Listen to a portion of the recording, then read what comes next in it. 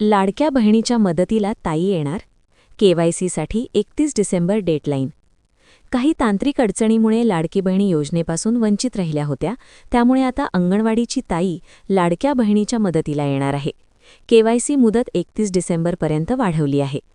अनेक महिला पती, वडील किंवा मुलाच्या आधार क्रमांकावरील OTP उपलब्ध नसल्याने अडचणीत होत्या. त्यांना आवश्यक कागदपत्रांची सत्यप्रत अंगणवाडी सेवेकडे जमा करावी लागणार आहे. मुख्यमंत्री माझी लाडकी बहीण योजनेच्या लाभार्थी महिलांनी संबंधित वेबसाईटला भेट द्यावी. लॉग इन करून मुख्यमंत्री माझी लाडकी बहीण योजना लाभार्थी केवायसी प्रक्रिया पूर्ण करण्यासाठी विषयावर क्लिक करावं लागेल. या पर्यायावर क्लिक करावे. त्यानंतर नवीन वेब पेज ओपन होईल. हे केवायसी पेजवर लाभार्थी आधार क्रमांक टाकावा लागेल. त्यानंतर कॅप्चा कोड नोंदवल्या तो मुलांना चूक होणार नाही याची दक्षता घ्यावी लागणार आहे. आधार प्रमाणीकरणासाठी मजकूर वाचून सहमत आहे या पर्यायावर क्लिक करावे लागेल. लाडकी बहीण योजनेच्या पोर्टलवर अशी सुविधा उपलब्ध करून दिली आहे.